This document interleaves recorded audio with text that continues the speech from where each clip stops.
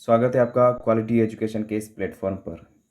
आज के इस वीडियो से मैं एक क्वेश्चन सीरीज़ स्टार्ट करने जा रहा हूँ। मुझे बहुत सारे साथियों का ये मैसेज मिला कि सर ऐप पे अपनी जो टेस्ट सीरीज चल रही है आरएस प्री की, पटवार की, कांस्टेबल की, सर उसके कुछ क्वेश्चंस की आप वीडियो सॉल्यूशन भी प्रोवाइड करवाइए। तो इस वीडियो में मैं वही कर रहा हूँ। मैं आपको आरएस प्री के, पटवार के और पुलिस के यहाँ पर कुछ प्रश्नों का वीडियो सॉल्यूशन यहाँ पर दूंगा मैं। राजस्थान पुलिस की एग्ज़ाम डेट आ चुकी है, 6, 7, 8 नवंबर को उनका एग्ज़ाम है।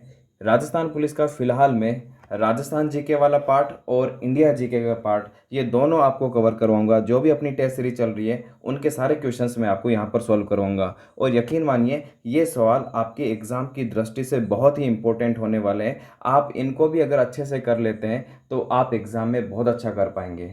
और ये फ़िलहाल आज का जो ये वीडियो है, इसमें मैं राजस्थान पुलिस के 45 सवाल जो हैं, जो 16 अगस्त को जो हमारा पहला शेड्यूल था उसके टेस्ट के मैंने 45 सवाल लिए। लेकिन यह वीडियो सिर्फ राजस्थान पुलिस के लिए ही इम्पोर्टेंट नहीं है। अगर आप पटवार की तैयारी कर रहे हैं, रीट की तैयारी कर रहे हैं, एलडीसी की तैयारी, अभी हाई कोर्ट एलडीसी की वैकेंसी है, अगर आप उसकी भी तैयारी कर रहे हैं तो उसके लिए भी ये वीडियो बहुत इंपॉर्टेंट होने वाला है। क्योंकि ये सवाल सिर्फ, क्योंकि यहाँ पर भले ही सवालों का लेवल थोड़ा सा नीचे हो, कांस्टेबल लेवल के सवाल हो, लेकिन जो मैं व्याख्या बताऊंगा साथ साथ में वो आपके पटवार, रीट, एलडीसी, इवन आरएएस में भी काम आने वाला है। तो आप सभी के लिए समान रूप से उपयोगी है। पटवार और आरएस प्री के, उनके लिए मैं पॉलिटी के जो क्वेश्चंस आ रहे हैं वो आपको सारे सॉल्व कराऊंगा। और जल्द ही कोशिश करेंगे कि जो अदर सब्जेक्ट हैं उनके भी जो एक्सपर्ट्स टीचर्स हैं मैं उनको भी अपने चैनल पर इनवाइट करूंगा और वो भी आपको ये सब्जेक्ट भी कवर कराएंगे। तो जल्द ही वो भी कोशिश करेंगे। फिलहाल पॉलिटी के जो सवाल है वो मैं आपको करवाता रहूँगा। तो शुरू करते हैं।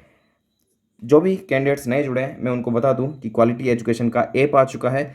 गूगल प्ले स्टोर पर आपको ये ऐप मिल जाएगा, तो आप उसको डाउनलोड करें। और मैं आपको ये भी सजेस्ट करूंगा कि आप क्वालिटी एजुकेशन पर जो टेस्ट सीरीज चल रही है आप भी उसको ज्वाइन करें। मुझे बहुत सारे साथियों का मैसेज मिला है। हमारे यहाँ पर अभी ऐप आरएस प्री की, पटवार की, राजस्थान पुलिस की, इन तीनों की टेस्ट सीरीज चल रही है। और लगभग अभी आरएस प्री के, पटवार के यहाँ पर 5-5 टेस्ट हो चुके हैं। राजस्थान पुलिस की क्योंकि डेट आ चुकी है तो अब इनके हर हफ्ते 2 टेस्ट चल रहे हैं। तो लगभग यहाँ पर अभी 7 टेस्ट हो चुके हैं।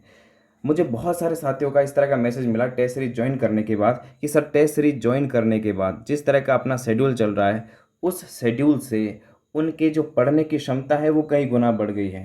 पहले उनके लिए 4 से 5 घंटा पढ़ना भी बहुत मुश्किल हो रहा था लॉकडाउन में जब वो सेल्फ स्टडी कर रहे थे।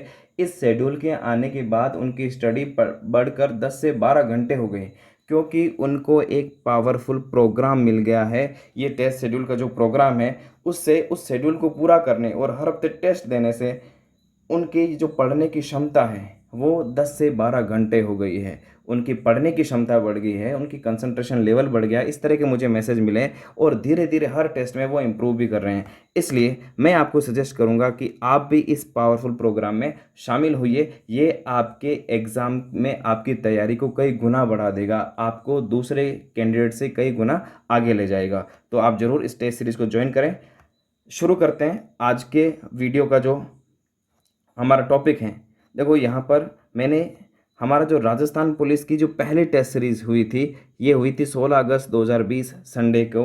ये पहला टेस्ट था और पहला टेस्ट हमने ऐप पर सभी के लिए फ्री कर रखा है। जो पहला टेस्ट डेमो के रूप में भी देना चाहते हैं वो टेस्ट फ्री है, आप वहाँ पर दे सकते हैं। राजस्थान पुलिस आप सेलेक्ट करके जहाँ पर राजस्थान पुलिस का आइकन बना हुआ है वहाँ पर आप क्लिक करके जो फ्री डेमो टेस्ट है आप उसको अटेम्प्ट कर सकते हैं। यहाँ पर मैं एक बात क्लियर कर रहा हूँ, हमारी जो टेस्ट सीरीज चल रही है, जो नए कैंडिडेट हैं मैं उनको बता रहा हूँ, जो टेस्ट सीरीज है वो शेड्यूल वाइज चल रही है। और मैंने आपको बताया था कि जो 15 टेस्ट हैं वो शेड्यूल वाइज रहेंगे। तो ये 15 टेस्ट का पहला शेड्यूल था, तो मैंने 15 टेस्ट को टॉपिक वाइज रखे हैं। तो पहले टेस्ट में राजस्थान जीके में 45 प्रश्न लिए थे, उसमें से केवल ये सीमित टॉपिक लिए।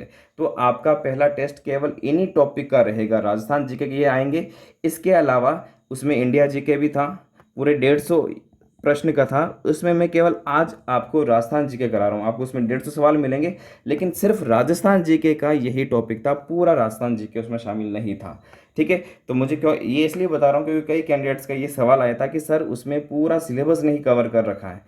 ये जो टेस्ट है ये शेड्यूल वाइज चल रहा है, इसलिए पूरा टेस्ट नहीं है। पूरा टेस्ट, फुल टेस्ट आपके शुरू होंगे 15 टेस्ट के बाद। अभी टॉपिक वाइज चल रहा है, जिसमें राजस्थान के कुछ टॉपिक लिए जा रहे हैं, इंडिया जी के कुछ टॉपिक लिए जा रहे हैं, रीजनिंग के कुछ टॉपिक लिए जा रहे हैं, सारे टॉपिक नहीं लिए जा रहे हैं। तो आज का जो हमारा टेस्ट है 45 सवाल, उसमें 1857 की क्रांति से संबंधित सवाल है, किसान आंदोलन और प्रजामंडल से सवाल मिलेंगे आपको, राजस्थान के एकीकरण से जुड़े हुए सवाल, राजस्थान के कुछ प्रमुख व्यक्तित्व और पर्यटन।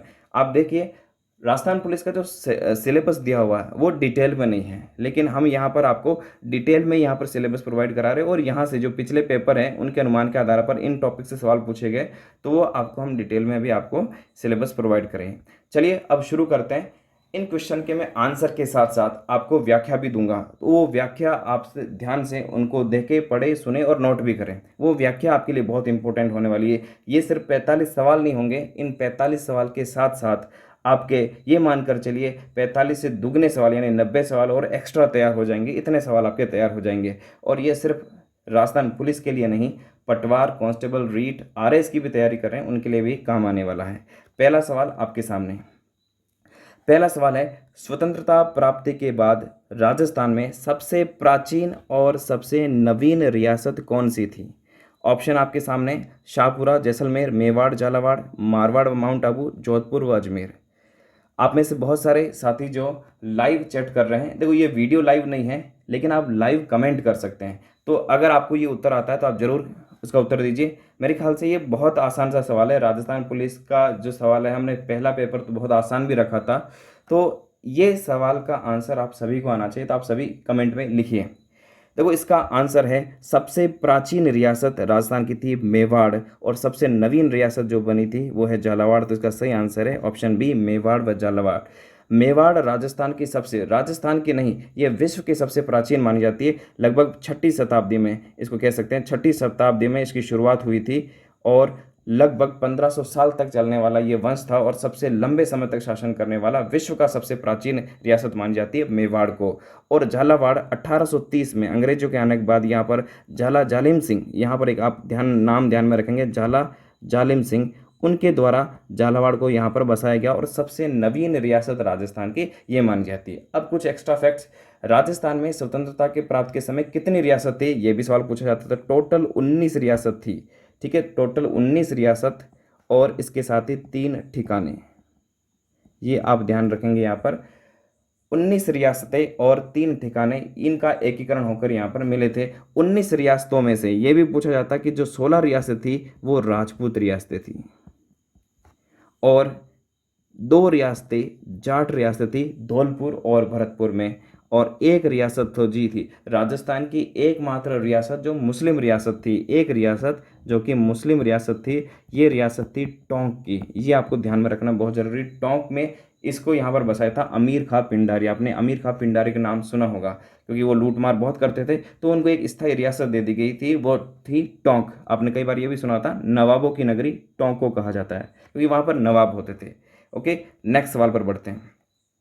मोतीलाल तेजावत ने अहिंसक एक ही आंदोलन का श्री गणेश यानी इसकी शुरुआत किन गांवों से किया? देखो अभी आपने ये पढ़ा होगा, ये सवाल पहले एग्जाम में आ रखा है। आपने ये पढ़ा होगा कि एक ही आंदोलन की शुरुआत कहाँ से की, आपने पढ़ा होगा मातृकुंडिया नामक स्थान से, चित्तौड़गढ़ की राशमी तहसील की मातृकुंडिया नामक स्थान से। अब यहाँ पर गांव पूछ लिया गया है कि किस गांव से किया है। इस तरह के सवाल भी पूछे जा सकते हैं, आजकल इस तरह के सवाल पूछे जा रहे हैं, ठीक है। तो मोतीलाल तेजावत ने जो अपना अहिंसक जो एक ही आंदोलन शुरू किया गया था, उसका जो मुख्य केंद्र था वो गांव था जाडोल गांव। तो जाडोल और फलासिया गांव से इन्होंने एक ही आंदोलन की शुरुआत की थी, मोतीलाल तेजावत। देखो यहाँ पर जो आदिवासी आंदोलन हुए थे, जो उनके प्रमुख नेता थे, एक मोतीलाल तेजावत थे, एक भोगीलाल पांड्या थे, एक आपने सुना होगा गोविंद गुरु, जिन्होंने भगत आंदोलन चलाया था। 3 प्रमुख नेता थे जिन्होंने विशेषकर यहाँ पर आदिवासियों पर फोकस किया था, भील जो जनजाति थी उन पर फोकस किया था। आपने माणिक्यलाल वर्मा का नाम भी सुना होगा, वो जैसे ये सामाजिक सुधार आंदोलन करने वाले नेता थे। माणिक्यलाल वर्मा का संबंध सामाजिक सुधार के साथ साथ राजनीतिक गतिविधियों से भी था, लेकिन इनका मुख्यतः जो फोकस था वो भीलों में, आदिवासियों में सुधार लाने की तरफ था। तो इसका आंसर हो गया सी। अब मैं कुछ फैक्ट्स बताता हूँ। एक ही आंदोलन की शुरुआत कब हुई, तो इसका आंसर हो जाएगा 1921। कहाँ से? मातृकुंडिया राशमी तहसील चित्तौड़गढ़ से। ओके, देखो एकी आंदोलन का मतलब क्या है, मैं थोड़ा सा बैकग्राउंड बताऊंगा तो आपको इसे आसानी से याद रह जाएगा। तो देखो यहाँ पर एकी आंदोलन का मतलब है, एकी का मतलब है एकता। यहाँ पर उनका इसका मकसद था कि यहाँ पर जो भील है, आदिवासी है, उनको एका बनाकर चलना चाहिए। कई जगह इसको एका आंदोलन भी कहा जाता है, इसको भौमट आंदोलन भी कहा जाता है ना। भौमट भी एक स्थान था तो इसको भौमट आंदोलन भी कहा जाता है। तो भीलों में एकता लाने के लिए कि आप एक होकर, आप जो अत्याचार हो रहा है रियासत की तरफ से, अंग्रेजों की तरफ से, अंग्रेज सरकार की तरफ से, उनके खिलाफ आपको एकजुट होना पड़ेगा। तो भीलों में, आदिवासियों में एकता लाने के लिए ये एक ही आंदोलन चलाया गया।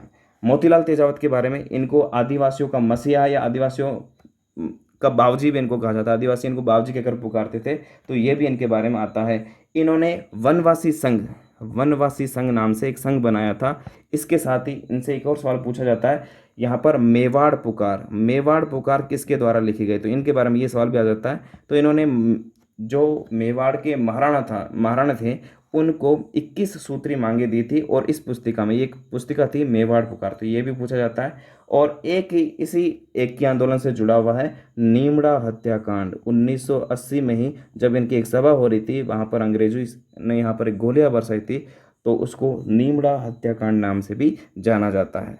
ये सारे फैक्ट्स आप ध्यान में रखेंगे। नेक्स्ट क्वेश्चन, मेव किसान आंदोलन का नेतृत्व किसने किया? ऑप्शन आपके सामने है। देखो मेव किसान आंदोलन था, ये अलवर, जो वर्तमान में अलवर है, वहाँ पर मेव मुसलमान रहते हैं, तो मेव किसान आंदोलन के बारे में पूछा जा रहा है। आप कमेंट में इसका उत्तर दे सकते हैं। इसका सही उत्तर है doctor Mohammad Ali, option B. अब मैं थोड़ा सा मेव किसान आंदोलन के बारे में बताता हूँ। तो यहाँ पर लिखा हुआ मेव किसान आंदोलन, वास्तव में इसकी शुरुआत किसान आंदोलन के रूप में नहीं हुई थी। ये शुरुआत में एक धार्मिक आंदोलन के रूप में था। यहाँ पर अंग्रेज सरकार के द्वारा कुछ नियम बना दिए गए, कानून बना दिए गए कि आप ऐसे अपने कोई भी धार्मिक सभा नहीं कर सकते हैं, धार्मिक स्कूल नहीं खोल सकते हैं। इसके खिलाफ ये आंदोलन था। लेकिन बाद में डॉक्टर मोहम्मद अली और इनका नेतृत्व मिलने के बाद इन्होंने इसको किसान आंदोलन में परिवर्तित कर दिया। जब ये विरोध कर रहे थे तब इन्होंने किसानों को कहा था कि आप अंग्रेज सरकार को किसी भी प्रकार का, रियासत को भी किसी भी प्रकार का कर नहीं देंगे। तो किसानों ने कर देने से मना कर दिया, फिर किसानों के ऊपर अत्याचार हुआ, किसानों ने विरोध करना शुरू किया। तो इस तरह से एक किसान आंदोलन बदल गया। शुरुआत में ये एक धार्मिक आंदोलन था, बाद में से किसान आंदोलन बदल गया। और इसके बारे में एक सवाल और पूछा जाता है, राजस्थान का एकमात्र ऐसा आंदोलन जिसमें सांप्रदायिक हिंसा हुई थी, तो वो मेव किसान आंदोलन ही था। यहाँ पर अधिकांश में मेव जो मुस्लिम है वो बहुसंख्यक थे, और यहाँ पर जो सांप्रदायिक हिंसा भी यहाँ पर हुई थी। नेक्स्ट क्वेश्चन, 1857 के स्वतंत्रता संग्राम में रोशन बेग किस राज्य के प्रमुख क्रांतिकारी थे? आपके सामने ये ऑप्शन दे रखे हैं, जोधपुर, अजमेर, कोटा और चित्तौड़गढ़। आप अपने कमेंट में अपना आंसर लिखिए। इसका सही उत्तर है ऑप्शन सी, रोशन बेग कोटा के क्रांतिकारी थे। अब यहाँ से मैं बहुत इंपॉर्टेंट आपको फैक्ट्स बताता हूँ। एक तो ये पूछा जाएगा कोटा में क्रांति की शुरुआत तो 15 अक्टूबर 1857। जो सबसे खास बात है, कोटा में कोई भी छावनी नहीं थी। राजस्थान में टोटल 6 छावनी थी, कोटा में कोई छावनी नहीं थी। फिर भी यहाँ पर बहुत बहुत बड़ा विद्रोह हुआ था। यहाँ आपने सुना होगा 1857 क्रांति में अधिकांश जहाँ पर छावनियाँ थी तो छावनी के सैनिकों ने विद्रोह कर दिया था। सैनिक भी थे, उनके पास हथियार भी थे, और उन्होंने विद्रोह कर दिया। लेकिन ये एकमात्र ऐसा राज्य था जहाँ बड़े स्तर पर जनता ने विद्रोह कर दिया था। इसलिए यहाँ पर कहा जाता है भी सबसे बड़ा राजपूत राज्य था जहाँ पर बहुत बड़ा विद्रोह हुआ था, और सैनिक छावनी के होते हुए बिना जनता ने विद्रोह कर दिया था। इसके प्रमुख नेताओं में नाम आता है, जो वकील थे जयदयाल, मेहराब खां और रोशन बेग का नाम आता है यहाँ पर। और यहाँ पर आपने ये भी पढ़ा होगा, यहाँ के पॉलिटिकल एजेंट थे मेजर बर्टन का सर काटकर पूरे शहर में घुमाया गया। ये इस तरह के सवाल यहाँ पर पूछे जाते हैं। मेजर बर्टन के बारे में तो बहुत सारे सवाल पूछे गए, कांस्टेबल के हिसाब से तो बहुत इंपॉर्टेंट है। मेजर बर्टन का सर काट दिया गया कोटा में। अगला सवाल एकीकरण से जुड़ा हुआ सवाल आया, राजस्थान का पूर्ण एकीकरण किस तिथि को हुआ है? ऑप्शन आपके सामने है, आप इसको देखिए। मैं कुछ फैक्ट्स बताता हूँ। राजस्थान का एकीकरण, पहली बात आपको ये ध्यान में रखना है कि 7 चरणों में पूरा हुआ, पहला फैक्ट। दूसरा, कितना टाइम लगा? तो 8 वर्ष 7 माह और 14 दिन, इतना टाइम लगा राजस्थान का पूरा एकीकरण होने में। एकीकरण का मतलब क्या, आपको पता है, जब भारत आज़ाद हुआ तो भारत के वहाँ पर 562 रियासतें थी, और जो पूरा राजस्थान था ये भी कई रियासतों में बटा हुआ था। ठीक है। तो यहाँ पर इन रियासतों का भी एकीकरण करना था, तो ये अलग अलग चरण में हुए। सबसे पहले मत्स्य संघ बना था, उसके बाद दूसरे चरण में 10 रियासतें यहाँ पर और जुड़ी थी। ठीक है, तो इस तरह से अलग अलग एकीकरण हुआ था। राजस्थान का पूरा एकीकरण जो हो जाता है वो हुआ था 1 नवंबर 1956 में, जब लास्ट में अजमेर भी जुड़ता है और राजस्थान का एकीकरण पूर्ण हो जाता है।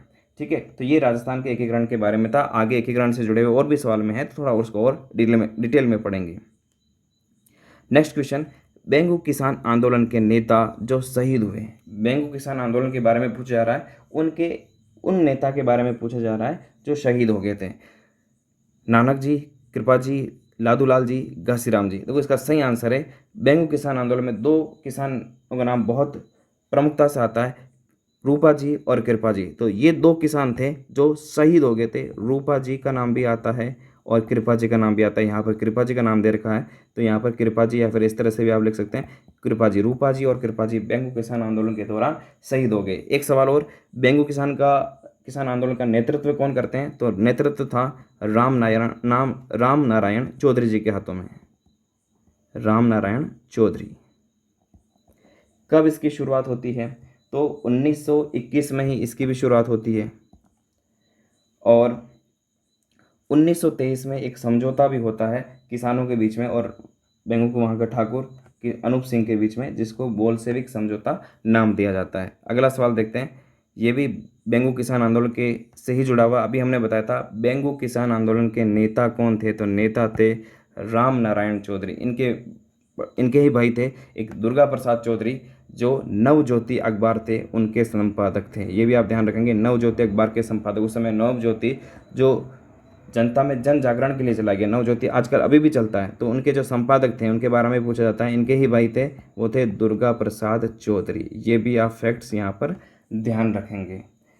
अच्छा, एक सवाल और बता देता हूँ मैं यहाँ पर। अभी जो हमने बात की थी रूपा जी और कृपा जी, ये जो बेंगू किसान आंदोलन में शहीद हो गए थे, उनकी जांच के लिए एक आयोग बना था, उसके बारे में भी सवाल पूछा जाता है। तो इसके बारे में एक आयोग बना था जिसका नाम था ट्रेंच आयोग। किसानों की जो मांगों के आधार पर एक आयोग बना था जिसका नाम था ट्रेंच आयोग। और अभी मैंने आपको जो बताया था किसानों और अनूप सिंह के जो मध्य समझौता हुआ था, उसको मेवाड़ महाराणा ने बोल्शेविक समझौते की संज्ञा दी थी। ये कुछ फैक्ट्स हैं जो आप याद रखेंगे। बाकी को आप जानते होंगे, विजय सिंह पथिक बहुत ही पॉपुलर नाम है, बहुत ही चर्चित नाम है। बिजोलिया किसान आंदोलन को उन्होंने बहुत पूरे भारत में चर्चित बना दिया था। मोतीलाल तेजावत के बारे में हमने अभी बात की थी, एकी आंदोलन और बहुमत आंदोलन इन्होंने चलाया था। और जय नारायण व्यास के बारे में आप जानते हैं, जोधपुर के प्रमुख नेता थे। ठीक है, मारवाड़ प्रजामंडल से इनका संबंध था और बाद में राजस्थान के मुख्यमंत्री भी बने। सुगाली माता किसकी कुल देवी है? ऑप्शन आपके सामने है और बहुत ही चर्चित सवाल है, आप सभी को इसका आंसर आना चाहिए। इसका सही आंसर है आउवा के ठाकुर परिवार की। आउवा के ठाकुर थे श्री कुशाल सिंह चंपावत, उनसे ये सारी चीज़ें, पूरी घटनाक्रम बहुत ही प्रसिद्ध है। कुशाल सिंह चंपावत। सुगाली माता के बारे में आपने सुना होगा, 10 सिर और 54 हाथ। 10 सिर और 54 हाथ वाली माता है सुगाली माता। वास्तव में एक काली माता की मूर्ति है। तो 10 सिर इसके बने हुए हैं और 54 इसके हाथ है पूरे। इसको 1857 की क्रांति की माता भी कहा जाता है। 1857 की जो क्रांति हुई उसमें इन माता को प्रेरणा स्रोत माना गया। 1857 की क्रांति के कुछ घटनाक्रम में आपको पता होगा, दो युद्ध आते हैं बहुत ही प्रसिद्ध। एक आता है बिथोड़ा का युद्ध जो 8 सितंबर 1857 को हुआ था, और एक आता है चेलावास का युद्ध जो 18 सितंबर 1857 को आता है। इन दोनों युद्ध में आउवा के ठाकुर कुशाल सिंह की विजय होती है। किसके विरुद्ध? अंग्रेज और जोधपुर की संयुक्त सेना के विरुद्ध। इतनी बड़ी सेना को भी आउवा के ठाकुर, जो एक छोटा सा यहाँ पर एक ठिकाना होता है, वो भी इतनी बड़ी सेना को यहाँ पर हरा देते हैं। लोगों का ये विश्वास होता है कि सुगाली माता इन क्रांतिकारियों के साथ है। सुगाली माता की प्रेरणा से, सुगाली माता के आशीर्वाद से ये सब कुछ हो रहा है। सुगाली माता उनके साथ है। तो एक प्रकार से सुगाली माता इन सभी क्रांतिकारियों की प्रेरणा स्रोत थी। उनको पूरा विश्वास हो गया था कि सुगाली माता उनके विजय को जरूर प्रशस्त करेगी। तो सुगाली माता के बारे में आ जाता है कि 1857 की क्रांति की प्रेरणा स्रोत ये माता कहलाती है। काफ़ी टाइम बाद बाद में अंग्रेज इस माता को, क्योंकि इसी माता से वो प्रेरित होकर इन्होंने जो भी क्रांतिकारी थे उनमें एक उत्साह भर गया, तो अंग्रेज बाद में इस मूर्ति को वहाँ से ले गए थे, कुछ खंडित भी कर दिया था। अभी वर्तमान में काफ़ी टाइम बाद, ये काफ़ी समय तक ये बांगड़ी म्यूजियम में रखी हुई थी सुगाली माता की मूर्ति। हालांकि बाद में अब इनका मंदिर स्थापित किया गया और अभी पिछली सरकार में सुगाली माता का पेनोरमा भी बनाया गया वहीं आउवा गांव में। ये फैक्ट्स आप ध्यान में रखेंगे। नेक्स्ट क्वेश्चन, 1857 की क्रांति के समय, ये 1857 की क्रांति से जुड़े हुए सवाल आ रहा है। आपको लगभग वही टॉपिक सारे मिलेंगे क्योंकि ये कुछ टॉपिक, तीन चार जो सीमित टॉपिक है वहीं से सारे सवाल पूछे गए। 1857 की क्रांति के समय सबसे अधिक प्रभावित होने वाला राजपूत राज्य कौन सा था? ये मैं अभी डिस्कस कर चुका हूँ। इसका सही आंसर है ऑप्शन ए, कोटा। अभी मैंने आपको बताया था यहाँ पर कोई छावनी नहीं थी, उसके बावजूद भी यहाँ पर जनता ने विद्रोह किया था और सबसे अधिक प्रभावित होने वाला राज्य ये था। तो कोटा राज्य सबसे ज़्यादा प्रभावित हुआ था। अगला सवाल, 1857 के विद्रोह के समय राजस्थान में एजीजी कौन था? Agent to governor general. हर राज्य में जो पूरे भारत के गवर्नर जनरल थे उनके एक एजेंट के रूप में थे। तो राजस्थान में एजीजी कौन थे उसके बारे में सवाल था, बड़ा ही इंपॉर्टेंट सवाल है। तो 1857 के समय राजस्थान के एजीजी थे, ऑप्शन बी सही आंसर है, George Patrick Lawrence. Mister locket के बारे में ये पूछा जाता है, राजस्थान के पहले एजीजी कौन थे? 1832 में राजस्थान के ये पहले एजीजी बने थे जिसका नाम था मिस्टर लॉकेट। और मैक मैसन का नाम भी आपने सुना होगा, ये जोधपुर के पॉलिटिकल एजेंट थे जिनकी भी हत्या कर दी गई। और आवा के जो ठाकुर थे, आवा के जो विद्रोही थे, इन्होंने ही इनकी हत्या करके आवा के किले पर इनका सर टांग दिया था। अगला सवाल, क्वेश्चन नंबर 11, राजस्थान के प्रथम स्वतंत्रता सेनानी जिन्हें अंग्रेजों द्वारा 1857 के स्वतंत्रता संग्राम में फांसी पर लटका दिया गया। बड़ा विद्रोह हुआ था 1857 में, कई अंग्रेज मारे गए और कई क्रांतिकारी मारे गए। जब विद्रोह को दबा दिया गया उसके बाद बहुत सारे क्रांतिकारियों को फांसी पर लटका दिया गया, तोप से उड़ा दिया गया बहुत सारे क्रांतिकारियों को। यहाँ पर सवाल पूछा जा रहा है, राजस्थान के पहले स्वतंत्रता सेनानी जिन्हें फांसी दी गई। तो इसका सही आंसर है अमरचंद बाठिया। कुशाल सिंह, इनको भी अंग्रेजों ने गिरफ्तार कर लिया था, बाद में छोड़ दिया था। तात्या टोपे, ये मध्य प्रदेश से थे, राजस्थान से नहीं थे, इनको भी गिरफ्तार करके फांसी दे दी गई। मोतीलाल तेजावत, ये भील आंदोलन का नेतृत्व कर रहे थे, इनको भी गिरफ्तार कर लिया गया, बाद में इनको छोड़ दिया गया। अमरचंद बाठिया ये बीकानेर से थे। कुछ फैक्ट्स इनके बारे में, बीकानेर से थे। इनके बारे में कहा जाता है ये राजस्थान का मंगल पांडे। क्यों कहा जाता है? पूरे भारत में सबसे पहले फांसी दी गई 1857 की क्रांति के समय मंगल पांडे को, और राजस्थान में सबसे पहले इनको फांसी दी गई, इसलिए इनको कहा जाता है राजस्थान का मंगल पांडे। इसके अलावा इनको कहा जाता है 1857 की क्रांति का भामाशाह। भामाशाह आप जानते हैं, महाराणा प्रताप के समय भामाशाह थे, बड़े दानवीर थे, इसलिए जहाँ पर भी दानवीर का नाम आता है उनको भामाशाह नाम दिया जाता है। तो इनको 1857 की क्रांति का भामाशाह कहा जाता है क्योंकि इन्होंने बड़ी मात्रा में आर्थिक सहायता दी थी झांसी की रानी लक्ष्मीबाई को, इसलिए इनको 1857 की क्रांति का भामाशाह भी कहते हैं। बाद में अंग्रेजों ने उन्हें सबसे पहले फांसी पर लटका दिया था। अगला सवाल, राजस्थान के स्वतंत्रता आंदोलन के शहीद जिन्हें जैसलमेर के महारावल जवाहर सिंह ने जेल में जिंदा जला डाला था, बहुत ही प्रसिद्ध क्रांतिकारी, आप सभी जानते होंगे। इसका सही आंसर है सागरमल गोपा। सागरमल गोपा को उस समय के महारावल थे जैसलमेर के जवाहर सिंह, वहाँ पर जिंदा जलवा दिया था, इनको गिरफ्तार कर लिया था। यहाँ पर एक दो फैक्ट्स, 1946 आज़ादी से जस्ट एक वर्ष पहले इनको जेल में ही जिंदा जला डाला। तो कितना अत्याचार वहाँ पर था। इन्होंने जनता के जागरण के लिए और जैसलमेर में जो अत्याचार चल रहा था उनको में जागृति लाने के लिए दो पुस्तकें लिखी थी जैसलमेर के शासक के खिलाफ ही, जैसलमेर में गुंडा राज। यहाँ पर दो पुस्तकें आप ध्यान में रखेंगे, एक है जैसलमेर में गुंडा राज और दूसरी थी आज़ादी के दीवाने। इन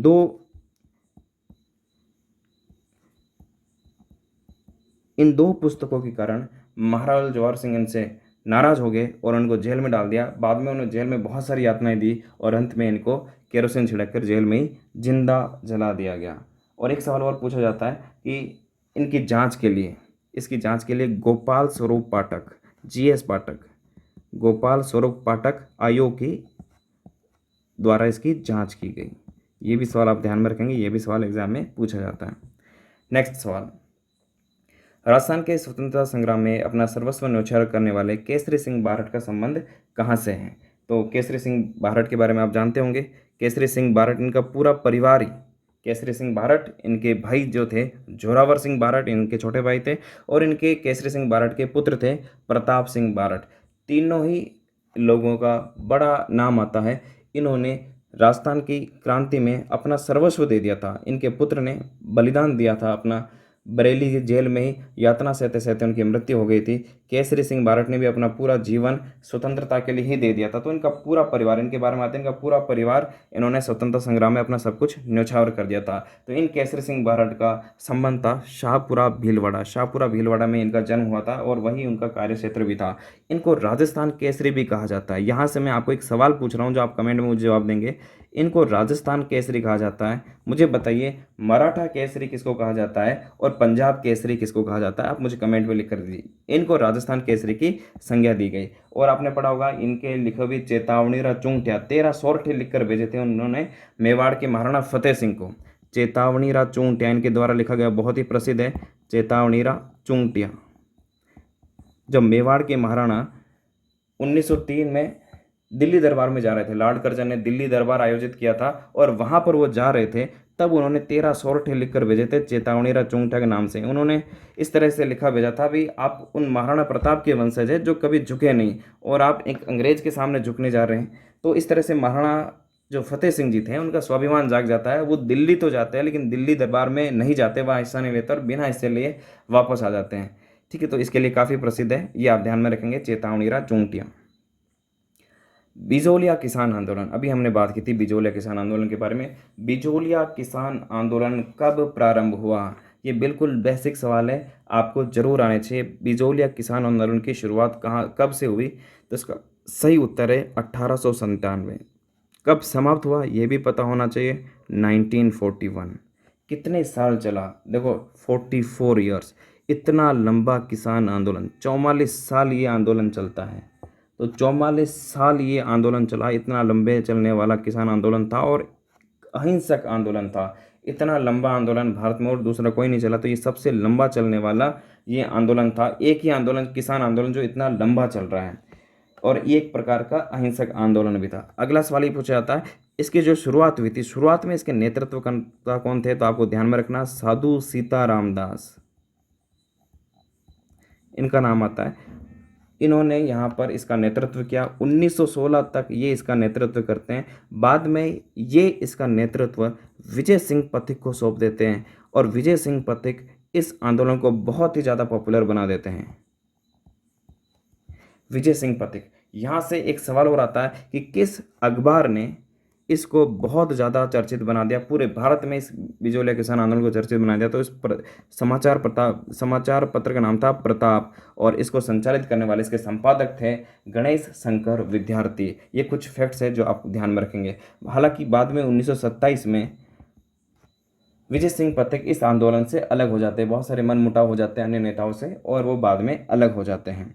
और उसके बाद जमनालाल बजाज, माणिक्यलाल वर्मा, हरिभाऊ उपाध्याय, उनके हाथ में किसान आंदोलन आ जाता है। और फाइनली 1941 में मेवाड़ के महाराणा में, क्योंकि ये मेवाड़ रियासत के अंतर्गत ही आता था, उनमें कुछ समझौते हो जाते हैं और ये आंदोलन 1941 में समाप्त हो जाता है। अगला सवाल, आदिवासियों के बावजी, अभी हमने पढ़ा था, के नाम से प्रसिद्ध स्वतंत्रता सेनानी जिन्होंने मेवाड़ के भीलों में जन जागृति हेतु एक ही आंदोलन चलाया था, वो कौन थे? अभी हमने इनके बारे में पढ़ा था। श्री मोतीलाल तेजावत को आदिवासियों के बावजी, आदिवासियों के मसीहा, इन सब के नाम से जाना जाता है। ठीक है, तो ये आदिवासियों के लिए उन्होंने काम किया। एक ही आंदोलन, जिसको अभी हमने कहा था भौमट आंदोलन भी कहा जाता है। वनवासी संघ की इन्होंने स्थापना की थी। मेवाड़ पुकार नाम से इन्होंने एक किताब लिखी थी जिसमें 21 सूत्री मांगे थे मेवाड़ महाराणा के नाम से। नीमड़ा हत्याकांड की इन्हीं के आंदोलन से यहाँ पर इनका जुड़ाव था। बाद में इनको गिरफ्तार कर लिया जाता है। महात्मा गांधी के कहने पर ये अपना गिरफ्तारी देते हैं और बाद में हालांकि इन्होंने, अंग्रेजों ने इनको छोड़ भी दिया कुछ शर्तों के साथ कि आप इन क्षेत्र में वापस नहीं आएंगे। भोगीलाल पांड्या के बारे में हमने पढ़ा था। भोगीलाल पांड्या ने भी यहाँ पर भीलों की जन जागृति के लिए बहुत सारा काम किया था। और भोगीलाल पांड्या के बारे में आप एक फैक्ट्स आपने पढ़ा होगा, इनको वागड़ का गांधी भी कहा जाता है। वागड़ का गांधी भी इनको कहा जाता है। गोविंद गुरु के बारे में हम आगे और पढ़ेंगे। इनको भगत आंदोलन के लिए जाना जाता है। और धूलजी भाई भावसार, ये भी डूंगरपुर से ही जुड़े हुए थे, डूंगरपुर बांसवाड़ा से, और यहाँ पर स्वतंत्रता आंदोलन के लिए कार्य कर रहे थे। अब बात करते हैं राजस्थान एकीकरण का के बारे में, राजस्थान एकीकरण का दूसरा चरण। देखो, पहला चरण मत्स्य संघ होता है जो यहाँ पर 18 मार्च 1948 को शुरू होता है। यहाँ पर पूछ रहे हैं दूसरा चरण, जिसको राजस्थान संघ भी कहा जाता है, कई जगह पूर्व राजस्थान भी लिखा जाता है, ये है 25 मार्च 1948 को प्रारंभ होता है। कुछ फैक्ट्स इसके बारे में जान लेते हैं। यहाँ पर टोटल 9 रियासतें और एक ठिकाने को शामिल किया गया। 9 रियासतें और एक ठिकाना। अब 9 रियासतें कौन सी थी? अब पूछ सकते हैं कि दूसरे चरण में कौन सी रियासत नहीं शामिल हुई। 4 ऑप्शन दे सकते हैं जिसमें से एक नहीं होगी, या ये भी आपको पूछ सकते हैं कौन सी शामिल हुई है। तो याद होना चाहिए, तो याद करना कोई मुश्किल नहीं है। हाड़ौती से आप 3 याद रखेंगे, कोटा, बूंदी और झालावाड़। कोटा, बूंदी और झालावाड़, ठीक है। इसके अलावा दक्षिण राजस्थान में आप आ जाइए। दक्षिण राजस्थान में जो वागड़ क्षेत्र होता है, वागड़ क्षेत्र में आप यहाँ पर याद रखेंगे डूंगरपुर, बांसवाड़ा और प्रतापगढ़। इसके अलावा 3 और आप याद रखेंगे, यहाँ पर हो जाएगी शाहपुरा, किशनगढ़ और टोंक। इस तरह से 9 रियासतों को यहाँ पर शामिल किया गया, और एक ठिकाना था जो बांसवाड़ा में मिला दिया गया, वो था कुशलगढ़, और बाद में ये कुशलगढ़ भी यहाँ पर शामिल हो जाता है। तो इस तरह से 9 रियासतें और एक ठिकाना था जिसको दूसरे चरण में विलय किया गया। इसके प्रधानमंत्री कौन थे? तो आप याद रखेंगे गोकुल लाल असावा, इनको प्रधानमंत्री बनाए गए। उस समय प्रधानमंत्री बनते थे, और चौथे चरण में प्रधानमंत्री का नाम बदलकर मुख्यमंत्री कर दिया गया। यहाँ के राज प्रमुख थे कोटा के नरेश भीम सिंह, और उपराज प्रमुख थे बूंदी के नरेश बहादुर सिंह। ये भी फैक्ट्स आप ध्यान में रखेंगे। अगला सवाल, 1903 में कृष्ण सिंह ने बिजोलिया किसानों पर कौन सा कर लगा दिया? देखो, बिजोलिया किसान आंदोलन अब शुरू हो 1897 में बिजोलिया किसान आंदोलन शुरू हो गया। उसके बाद यहाँ के शासकों ने, मेवाड़ के शासक, उन्होंने बहुत सारे यहाँ पर कर लगाना भी शुरू कर दिया। मेवाड़ में बहुत सारे कर प्रचलित थे, 80 से भी ज़्यादा प्रकार के कर थे। 1903 में ये एक बहुत प्रचलित कर था। काफ़ी पॉपुलर सवाल इनके बारे में बनता है, इनका भी नाम आप ध्यान में रखेंगे, कृष्ण सिंह। कौन सा कर लगाया? तो इसका सही आंसर है चंवरी कर लगा दिया था। चंवरी कर क्या था कि कोई भी किसान जो अपनी बेटी की शादी करेगा, कोई भी व्यक्ति अगर अपनी बेटी की शादी करेगा, तो उसको 5 रुपये टैक्स देना पड़ेगा। उस समय 5 रुपये भी बहुत बड़ी बात होती थी, क्योंकि हर कोई अपनी बेटी का विवाह तो करेगा ही, और एक राजस्व अर्जित के लिए अब एक प्रकार का ये अत्याचार था कि उनको 5 रुपये देना पड़ता था अपनी बेटी के विवाह के लिए भी। तो 5 रुपये का यहाँ पर, और ये भी एक बड़ा कारण था इस आंदोलन के ओर बढ़ने के, बिजोलिया किसान आंदोलन की ओर बढ़ने के। तो चंवरी कर लगा दिया था, हालांकि इसको बाद में वापस ले लिया गया। तो ये था चंवरी कर, कृष्ण सिंह ने लगाया। तो इसका सही आंसर होगा चंवरी कर। तलवार बंदी जो कर था, जो इनके उत्तराधिकारी थे पृथ्वी सिंह, उन्होंने लगाया था। ये एक उत्तराधिकारी कर था, पृथ्वी सिंह, इन्होंने तलवार बंदी का कर लगाया था कि कोई भी नया उत्तराधिकारी यहाँ पर बनता है, कोई भी सामंत का, तो उनके लिए भी किसानों को यहाँ पर टैक्स देना पड़ेगा। वो था तलवार बंदी कर। तो ये पृथ्वी सिंह ने लगाया था 1906 में। ये आप ध्यान में रखेंगे। नेक्स्ट क्वेश्चन, राजस्थान के क्रांतिकारी जिन्होंने दिल्ली में चांदनी चौक में 23 दिसंबर 1912 को वायसराय लॉर्ड हॉर्डिंग्स पर बम फेंका था।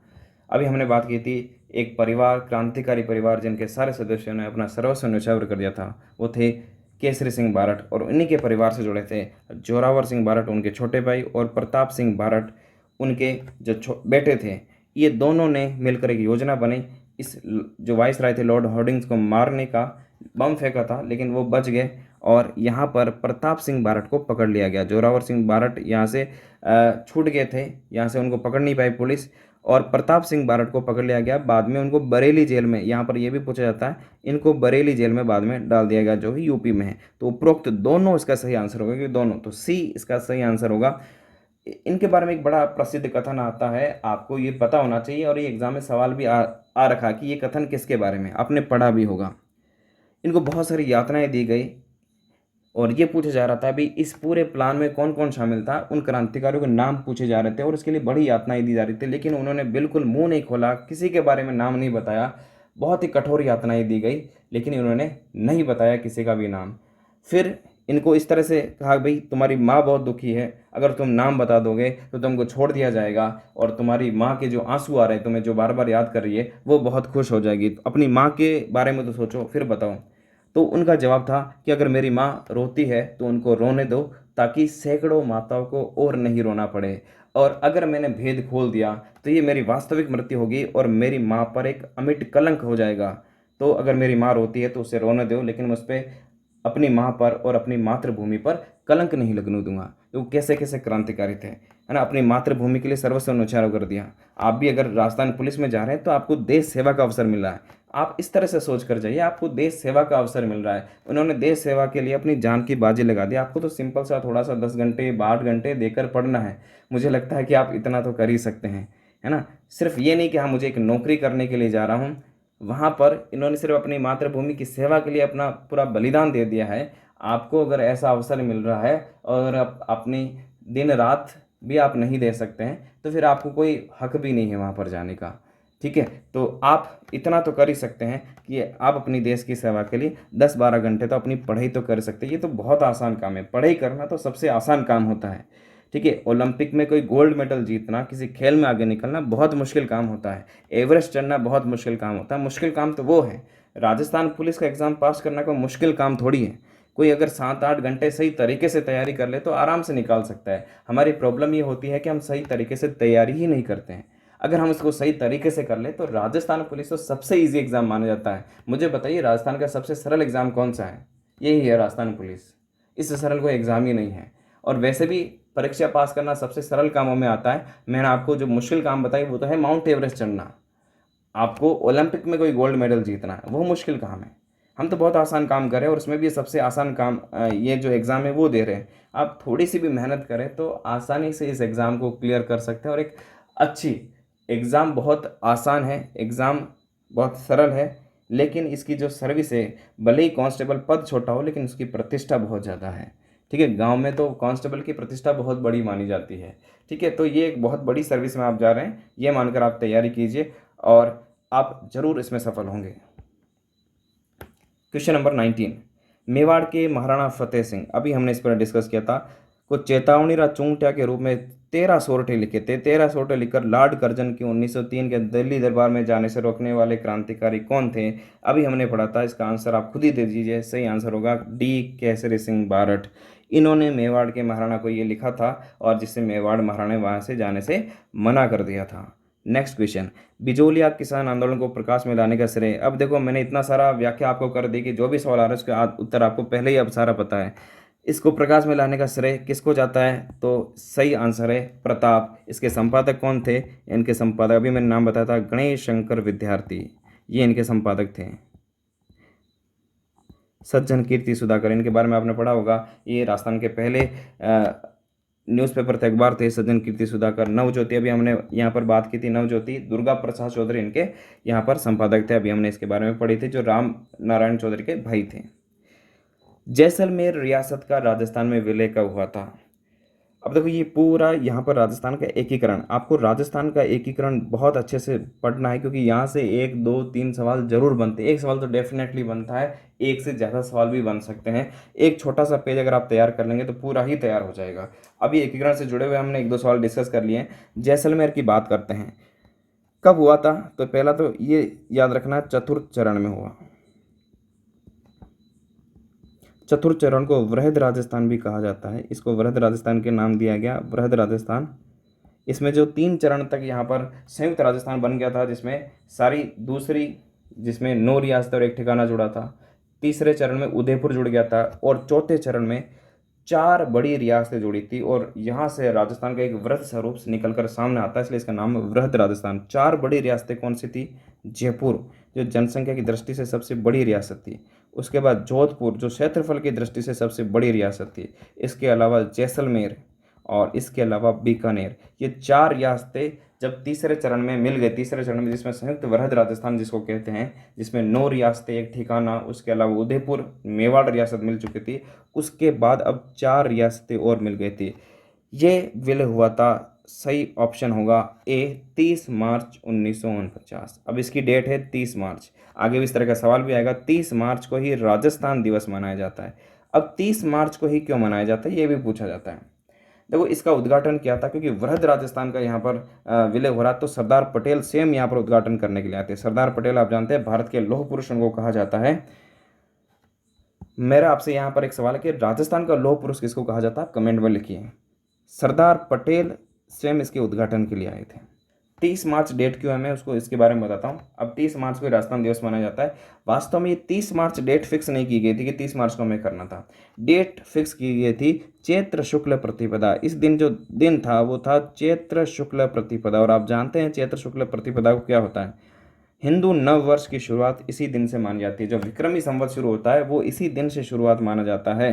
तो इस तिथि का बड़ा ही महत्व है। तो वास्तव में राजस्थान का जो ये वृहद राजस्थान का जो शुभारंभ हो रहा था वो चैत्र शुक्ल प्रतिपदा को देखते हुए किया गया था, लेकिन संयोग से उस दिन अंग्रेजी कैलेंडर में 30 मार्च था। अब क्योंकि उद्घाटन तो इस तारीख को, इस तिथि को देखते हुए किया गया था, हर साल ये तिथि को मनाना चाहिए था राजस्थान दिवस, लेकिन क्योंकि 30 मार्च था इसलिए अब हर 30 मार्च को राजस्थान दिवस माने जाने लग गए। तो 30 मार्च के पीछे ये इस प्रकार का एक लॉजिक है। और इसी विलय के दौरान, वृहद राजस्थान के दौरान ही यहाँ पर मैं आपको बताऊंगा, यहाँ पे जो प्रधानमंत्री का पद था अब मुख्यमंत्री पद कहलाने लग गया और हीरा लाल शास्त्री राजस्थान के पहले मुख्यमंत्री यहाँ से बनते हैं।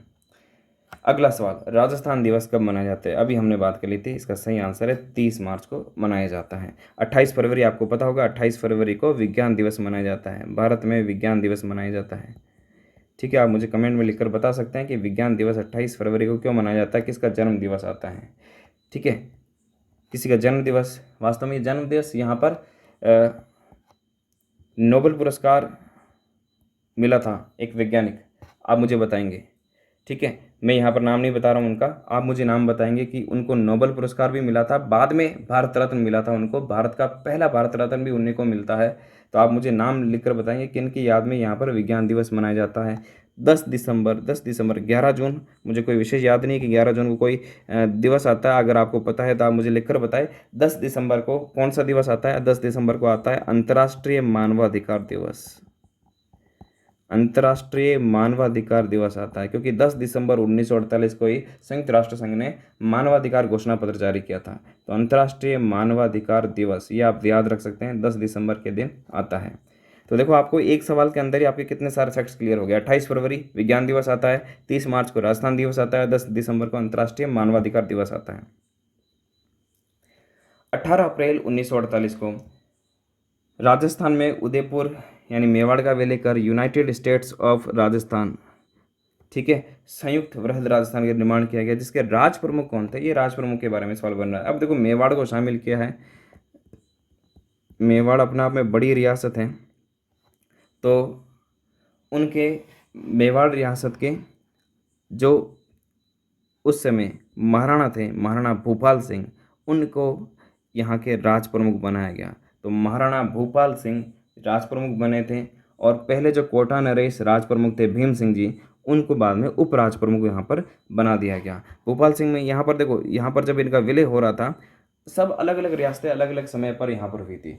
सरदार पटेल के बारे में हम जानते हैं कि सरदार पटेल ने इसके लिए बहुत वृहद कार्य किया और एक एक राजा से जाकर वो मिलते हैं। अधिकांश राजा तो उनके कहने पर से शामिल हो गए थे, इतना बड़ा प्रभाव था सरदार पटेल का, बस उनका एक इशारा हुआ और अधिकांश शामिल हो गए। कुछ उन्होंने मिन्नतें भी की, कई राजाओं से मिले भी थे, साम दाम दंड भेद सब कुछ अपनाया। साम जो बिल्कुल आराम से मान रहे थे उनको ऐसे मनाया, किसी को दाम देना पड़ा, किसी को दंड का भय भी दिखाया गया और इस तरह से उन्होंने 562 रियासतों को एकीकरण कर दिया था। महाराणा भूपाल सिंह के बारे में मैंने थोड़ा सा कहीं पढ़ा था, जब उनके पास वो जाते हैं सरदार पटेल, मैं थोड़ा सा किस्सा बता रहा हूँ, सरदार पटेल जब उनके पास जाते हैं तब महाराणा भूपाल सिंह सिर्फ विचार कर रहे होते हैं कि क्या किया जाए, क्योंकि उनको आज़ादी दे रखी थी। आप चाहे तो पाकिस्तान में मिल सकते हैं, चाहे तो भारत में मिल सकते हैं और चाहे तो स्वतंत्र भी रह सकते थे। उनके पास 3 विकल्प थे, स्वतंत्र रहने का विकल्प भी था।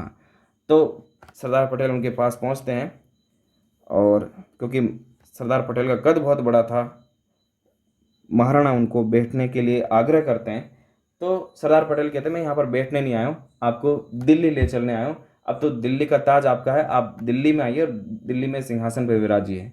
देखो ये सरदार पटेल का एक तरीका, इसको सिर्फ आप कूटनीति भी नहीं कहें, वो जितने सरल तरीके से कह रहे थे और वास्तव में ऐसा नहीं था कि इसमें कोई कपट भरा हुआ था, बिल्कुल वो निष्कपट से वास्तविक रूप में से ऐसा कह रहा था, ऐसे कहा था उन्होंने कि आपके जो वंशज थे, आपके जो पूर्वज थे, आपके पूर्वजों ने बहुत बड़ा बलिदान दिया है, उसी बलिदान का आज परिणाम यह है कि आज इतने वर्षों की तपस्या के बाद भारत स्वतंत्र हो रहा है, असली अधिकार आपका है, आप दिल्ली में विराजिए। अब देखो जो लोकतंत्र के समर्थक हैं वो राजा को ये कह रहे हैं, लेकिन आप देख सकते हैं उसके बाद महाराणा भूपाल सिंह ने तुरंत यहाँ पर ये कह दिया कि हमारे वंशजों ने, क्योंकि पाकिस्तान का विकल्प भी है इनके पास जाने के लिए, उन्होंने कहा था कि हमारे वंशजों ने तो ये बहुत पहले ही तय कर लिया था कि हमें कहाँ जाना है, तो आज मुझे इसमें कहीं संकोच नहीं है कि मुझे किसके साथ रहना है। और उसके बाद वो साइन कर देते हैं और वो भारत में अपने विलय पत्र पर हस्ताक्षर करके भारत में विलय हो जाते हैं।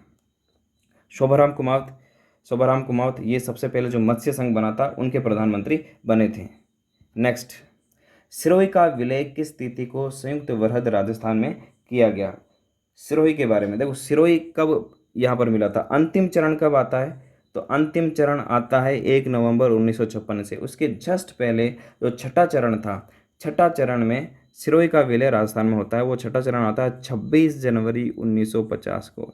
आपको ध्यान में होगा 26 जनवरी 1950 को भारत का गणतंत्र भी लागू होता है, भारत का संविधान लागू हुआ, गणतंत्र दिवस पहला इसी दिन मनाया गया और 26 जनवरी के दिन ही सिरोही को विलय किया गया। लेकिन ध्यान रखना, इस सिरोही में माउंट आबू और देलवाड़ा इसमें शामिल नहीं थे। यहाँ पर एक इंटरेस्टिंग किस्सा और मैं बताता हूँ। सरदार पटेल चाहते थे कि जो माउंट आबू और जो देलवाड़ा क्षेत्र है वो उस समय का नाम था बॉम्बे, बॉम्बे प्रदेश में मिले। बॉम्बे प्रदेश में जो वर्तमान में महाराष्ट्र है और गुजरात है वो दोनों शामिल थे, और क्योंकि वो गुजरात से ही, बॉम्बे से ही बिलोंग करते थे, तो वो चाह रहे थे कि जो देलवाड़ा क्षेत्र है और माउंट आबू क्षेत्र जो काफ़ी पर्यटन के लिए भी काफ़ी अच्छा था, वो ये चाहते थे कि ये वहाँ पर मिल जाए। लेकिन आपने ये पढ़ा होगा, जो गोकुल भाई भट्ट थे जिनको राजस्थान का गांधी कहा जाता है, उनके प्रयासों से वो अड़ गए एक तरह से कि नहीं, अगर जो माउंट आबू है और देलवाड़ा है ये राजस्थान में मिलेंगे तो ही राजस्थान का एकीकरण पूर्ण हो पाएगा, बाकी नहीं हो पाएगा। बाद में सरदार पटेल ने वो मान गए और ये माउंट आबू और जो देलवाड़ा है ये इनका विलय यहाँ पर राजस्थान में हो गया था। अब नेक्स्ट क्वेश्चन देखते हैं। क्वेश्चन 25, निम्नलिखित में से कौन सा सुमेलित नहीं है, ये आपको देखना है। यहाँ प्रजामंडल से संबंधित सवाल है। बीकानेर प्रजामंडल श्री मगराम वैद्य, हाड़ौती प्रजामंडल श्री नैनूराम शर्मा, भरतपुर प्रजामंडल श्री कृष्णलाल जोशी और मेवाड़ प्रजामंडल श्री रमेश चंद्र व्यास। इसका सही आंसर कौन सा है, कौन सा सुमेलित नहीं है? तो आपको पता है बीकानेर प्रजामंडल है तो उसके जो संस्थापक थे उनका नाम मगराम वैद्य था। नैनूराम शर्मा और पंडित अभिन हरि शर्मा, इनका नाम आता है पंडित अभिन हरि का हाड़ौती प्रजामंडल में। किशनलाल जोशी और मास्टर आदित्येंद्र, इनका नाम आता है भरतपुर प्रजामंडल में। मेवाड़ प्रजामंडल में रमेश चंद्र व्यास, इनका नाम नहीं आता। मेवाड़ प्रजामंडल में नाम आता है, उनके संस्थापक में आता है श्री माणिक्यलाल वर्मा। और जो पहले अध्यक्ष बने थे मेवाड़ प्रजामंडल के, वो भी आपको पता होना चाहिए था, उनका नाम था बलवंत सिंह मेहता। ध्यान रखना, बलवंत राय मेहता अलग है, बलवंत सिंह मेहता राजस्थान से थे। बलवंत सिंह मेहता इनके पहले अध्यक्ष बने थे मेवाड़ प्रजामंडल के। नेक्स्ट अगला सवाल देखते हैं। बेंगू किसान आंदोलन कब प्रारंभ हुआ? अभी हमने इसके बारे में बात कर ली थी। राम नारायण चौधरी इनके नेतृत्व करता थे और 1921 में इसकी शुरुआत हुई थी। बेंगू किसान आंदोलन के ही रूपा जी और कृपा जी, वहाँ पर दो किसान थे धाकड़ जाति के, वो शहीद हो गए थे और इनके लिए ही ट्रेंच आयोग का वहाँ पर गठन हुआ था। तो 1921 में शुरुआत होती है। बेंगू वर्तमान में चित्तौड़गढ़ में था, उस समय भीलवाड़ा में था। ठीक है।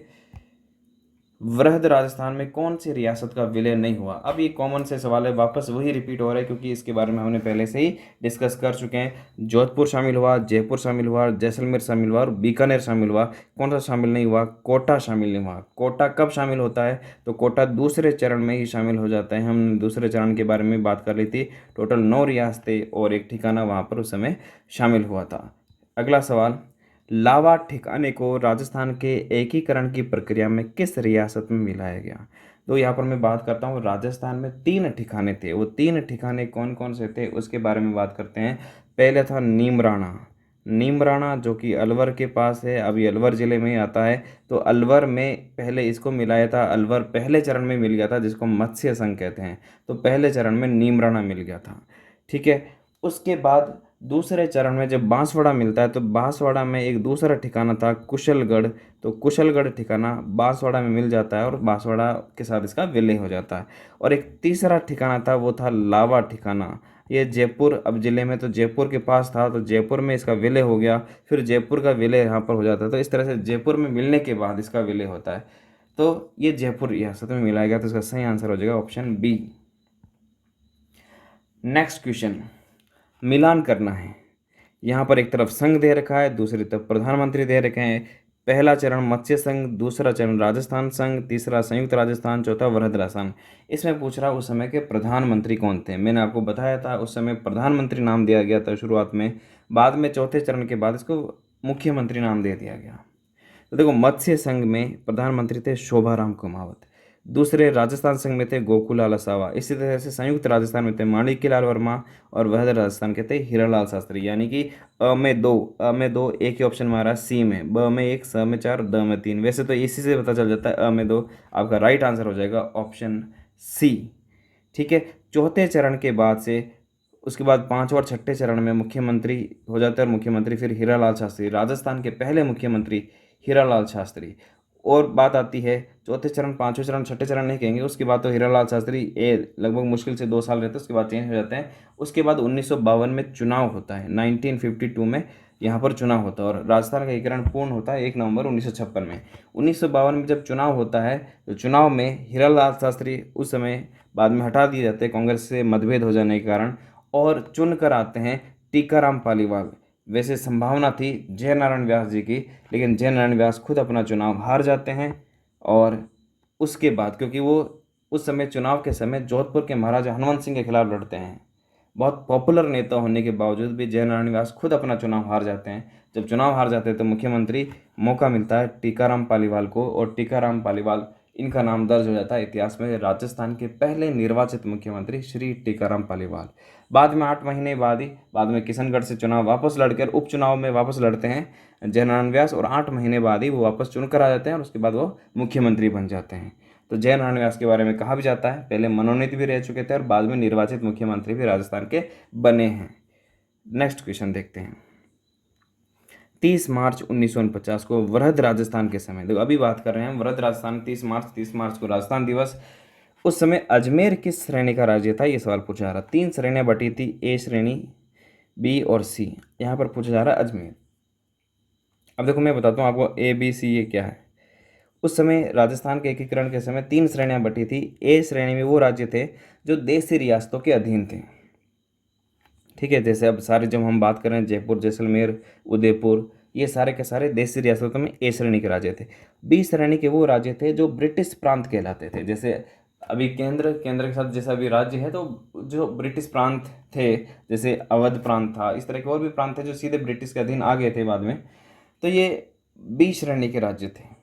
इसके अलावा अब तीसरा श्रेणी, जिसको हम आज का केंद्र शासित प्रदेश जैसा कह सकते हैं, जो सीधे गवर्नर जनरल और वायसराय के अंडर में हम कह सकते थे, आज का हम केंद्र शासित प्रदेश की तरह मान सकते हैं, जिनका केंद्र शासन का मतलब सीधा राष्ट्रपति का शासन होता है।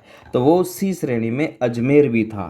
तो अजमेर सी श्रेणी में आता है, जो यहाँ पर राजस्थान में केंद्र शासित प्रदेश के तौर पर था। तो सी श्रेणी का राज्य अजमेर यहाँ पर कहलाता था। ठीक है, नेक्स्ट क्वेश्चन देखते हैं। राजस्थान की कौन सी महिला खिलाड़ी, यहाँ पर इसको आप खिलाड़ी करेंगे, खिलाड़ी स्क्वैश की सनसनी नाम से प्रसिद्ध है। तो यहाँ पर ये किस टॉपिक से सवाल है, इस तरह का सवाल आपको पूछा जा सकता है प्रमुख व्यक्तित्व में। अब ये करंट अफेयर्स में खेल से भी जुड़ जाता है। हालांकि अब देखो सुरभि मिश्रा खिलाड़ी थी, अब तो शायद ये रिटायर्ड हो गए हैं। तो प्रमुख खिलाड़ी यहाँ पर पूछ रहे हैं, ये इनको स्क्वैश की सनसनी, स्क्वैश एक खेल का नाम है। आप अगर थोड़ा जानते होंगे तो ये टेनिस बॉल की तरह, टेनिस में दूसरी तरफ भी खिलाड़ी होता है, यहाँ पर खिलाड़ी नहीं होता, वो दीवार पे ही इस तरह का मारते हैं। मैंने कभी लाइव तो नहीं देखा, लेकिन टीवी में ज़रूर देखा है। तो स्क्वैश इस तरह का गेम होता है। तो स्क्वैश की सनसनी, तो यहाँ पर 4 ऑप्शन आपके सामने दे रखे हैं। आपको इन चारों के बारे में पता होना चाहिए, और विशेषकर इन 3 के बारे में तो पता ही होना चाहिए कि किस खेल से संबंधित है। इन तीनों के बारे में एग्जाम में पूछा जा सकता है, क्योंकि तीनों ही बहुत प्रसिद्ध खिलाड़ी रह चुके हैं। पहला नाम आ रहा है शगुन चौधरी। ये बहुत ही प्रसिद्ध शूटर है, महिला शूटर है, जयपुर से बिलोंग करती है, और इनके बारे में सवाल एग्जाम में पूछा जा चुका है। ये लंदन ओलंपिक में क्वालिफाई करने वाली थी, महिला थी। तो लंदन ओलंपिक में गई थी ये, हालांकि कोई मेडल नहीं जीता था, लेकिन ओलंपिक में जाना ही बहुत बड़ी बात है। इंटरनेशनल प्लेयर है ये, महिला शूटर है शगुन चौधरी। तो ये शूटर है। यहाँ पर स्क्वेश के बारे में पूछ रहा, तो स्क्वेश इसका सही आंसर है ऑप्शन बी, सुरभि मिश्रा। भक्ति शर्मा के बारे में भी आपने पढ़ा होगा, भक्ति शर्मा को कहा जाता है राजस्थान की जलपरी कहा जाता है, और इनके बारे में आता है कि इन्होंने इंग्लिश चैनल तैरकर पार किया था। ये इनके सामने पास में एक रिकॉर्ड भी है। इंग्लिश चैनल क्या है, ये भी कई बार एग्जाम में सवाल पूछ लिया जाता है। इंग्लिश चैनल क्या है, देखो यहाँ पर आपने यूरोप का नक्शा देखा होगा, और यहाँ पर एक ब्रिटेन है, तो यहाँ पर फ्रांस है और यहाँ पर ब्रिटेन है। तो यहाँ पर जो बीच में समुद्र है, बहुत ही ठंडा पानी है, माइनस में भी यहाँ पर टेम्परेचर रहता है -डिग्री में, तो बहुत ठंडा पानी। ये एक प्रतियोगिता होती है कि यहाँ से तैरकर यहाँ जाना होता है, तो इसको तैरकर पार करने वाली एक तरह से राजस्थान की पहली खिलाड़ी थी भक्ति शर्मा। तो राजस्थान की जल परी भी इसको कहा जाता है, भक्ति शर्मा ये इनका नाम आता है। सोनाक्षी राठौड़ बहुत बड़ी इंटरनेशनल प्लेयर तो नहीं है, लेकिन राज्य स्तर पर इन्होंने बहुत अच्छा नाम कमाया है। तो ये चेस की प्लेयर है, सोनाक्षी राठौड़ ये चेस की प्लेयर है। अगला सवाल, आमेर में जगत शिरोमणि मंदिर का निर्माण किसने करवाया था? आमेर का नाम आ रहा है, तो आमेर के राजा जो मान सिंह थे, मान सिंह प्रथम, मान सिंह द्वितीय, सवाई मान सिंह को कहा जाता है, जो बाद में राजस्थान के राज प्रमुख भी बने थे। एसएमएस स्टेडियम, एसएमएस हॉस्पिटल उन्हीं के नाम से, सवाई मान सिंह जी के नाम से। जगत शिरोमणि मंदिर का निर्माण किसने करवाया था? इसका उत्तर है रानी कनकावती। जो मान सिंह प्रथम थे, आमेर के, जिन्होंने आमेर बसाया था, आमेर का महल जिन्होंने बनवाया था, आमेर के दुर्ग का निर्माण करवाया था, वो थे मान सिंह प्रथम। उनकी पत्नी थी कनकावती। इन्होंने अपने पुत्र जगत सिंह की याद में ये जगत शिरोमणि का मंदिर वहाँ पर बनाया था। सही आंसर हो जाएगा रानी कनकावती। अब यहाँ पर मैं एक दो फैक्ट्स जो अदर ऑप्शन दे रखे हैं उनके बारे में बता देता हूँ। अमर कुंवरी ये कौन थी? ये सवाई जय सिंह की बहन थी। चंद्र कुंवरी जय सिंह की पत्नी थी। सवाई जय सिंह जो थे उनकी पत्नी का नाम था चंद्र कुंवरी।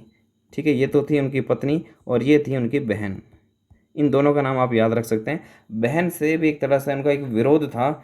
ये अमर कुंवरी इनकी बहन थी, इनकी शादी की गई थी बूंदी के राजा थे बुद्ध सिंह, उनसे।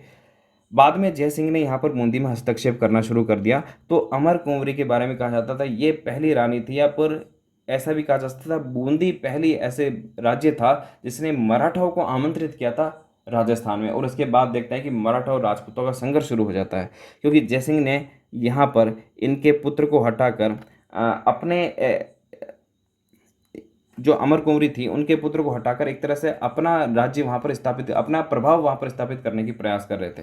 तो उन्होंने वहाँ पर मराठाओं को आमंत्रित किया था, और यहीं से मराठों के यहाँ पर शुरुआत हो जाती है कि मराठा, उन्होंने पैसा देकर मराठा को यहाँ पर बुलाया था।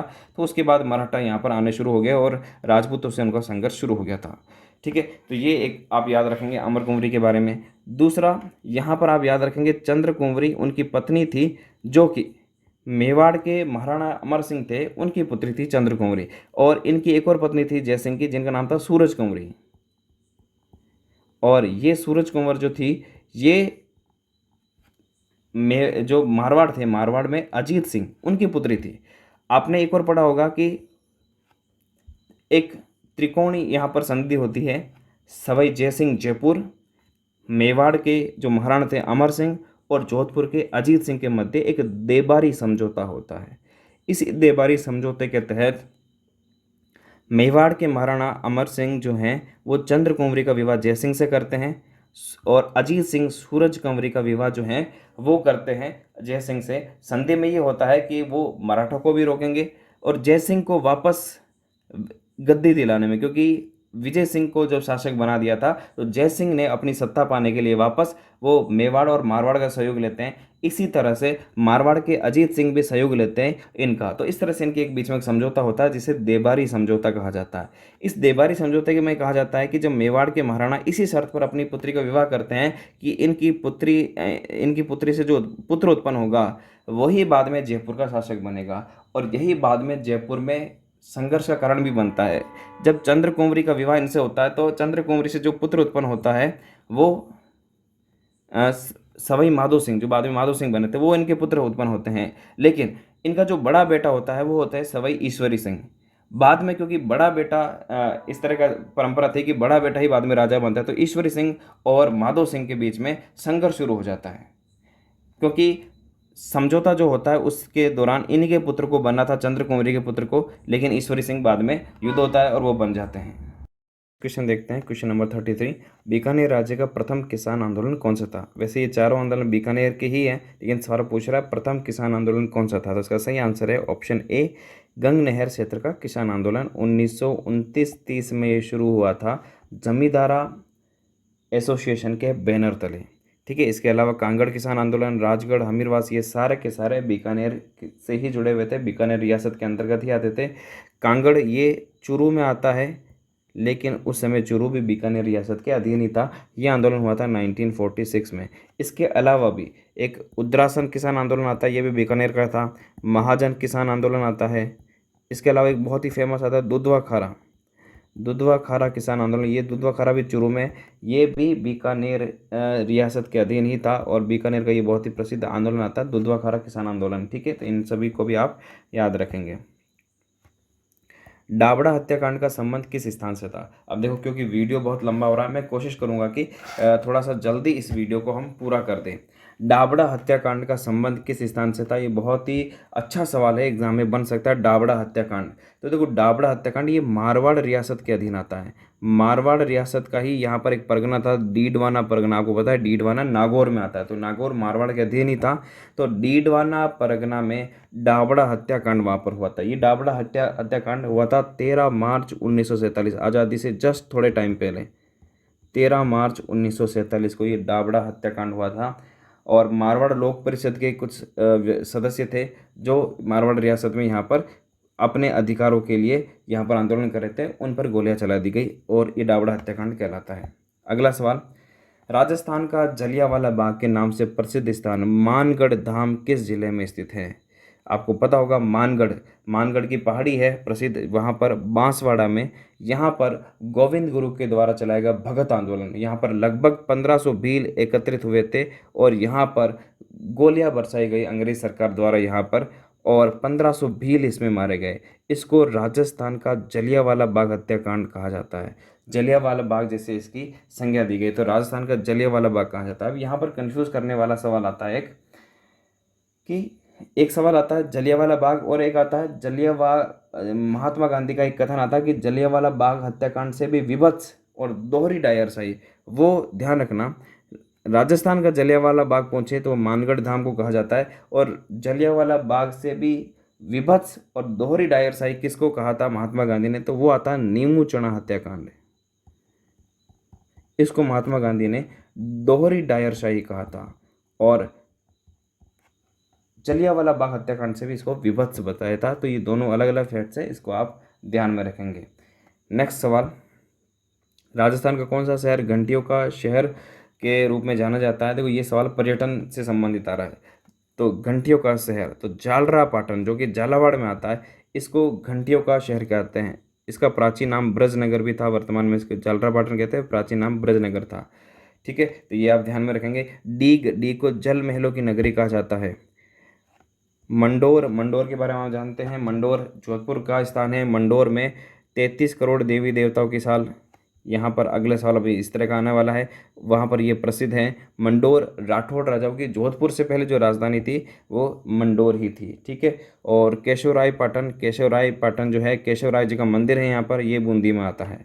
ठीक है, बूंदी को बावड़िया का शहर भी कहा जाता है। अगला सवाल यही है, 33 करोड़ देवी देवताओं की साल गद्दी कहाँ पर स्थित है? तो अभी हमने बात की थी मंडोर जोधपुर में ही स्थित है। मंडोर मारवाड़ के राठौड़ों की राजधानी थी जोधपुर से पहले, और महाराजा अभय सिंह जो थे जोधपुर के, उन्होंने एक पहाड़ को काटकर वहाँ पर देवताओं की मूर्तियाँ बनाई थी, तो इसको 33 करोड़ देवी देवताओं की गद्दी कहा जाता है। महाराजा अभय सिंह आप यहाँ पर याद रखेंगे। ठीक है, अगला सवाल देखते हैं, उषा रानी हुजा। देखो ये सवाल जो है ये प्रसिद्ध व्यक्तित्व से आ रहा है। यहाँ पर पर्यटन और प्रसिद्ध व्यक्तित्व से भी सवाल पूछे जाएंगे एग्जाम में, तो आप इसको ध्यान में रखेंगे। उषा रानी हुजा, तो ये राजस्थान के एक प्रसिद्ध मूर्तिकार है उषा रानी हुजा। ये एग्जाम में आया हुआ सवाल है, वहीं से हमने दिया था, तो ये राजस्थान की प्रसिद्ध मूर्तिकार हैं। क्वेश्चन 39, मेवाड़ की वीर प्रसूता भूमि की वह वीरांगना जिसने युद्ध भूमि में जाते अपने पति द्वारा निशानी मांगे जाने पर अपना सिर काटकर निशानी के तौर पर दे दिया, इतिहास में वीर हाडा रानी के नाम से विख्यात हुई। ये सवाल तो मुझे लगता है आपको आता ही होगा और आना ही चाहिए। राजस्थान पुलिस में आप जा रहे हैं तो राजस्थान पुलिस में हाडा रानी महिला बटालियन के नाम से प्रसिद्ध है, वो इन्हीं हाडा रानी के नाम से है। तो इसका सही उत्तर है ऑप्शन सी, सले कंवर। कहीं जगह सहल कंवर भी मिलता है। ठीक है, तो इनके बारे में आपको पता होना चाहिए। इसके पीछे बहुत इंटरेस्टिंग कहानी है, फिर कभी मैं बताऊंगा। आज वैसे भी वीडियो बहुत ज़्यादा लंबा हो रहा है। छोटा सा देखो, सले कंवर, इनके पति का नाम था रतन सिंह चुंडावत, ये इनकी पत्नी थी।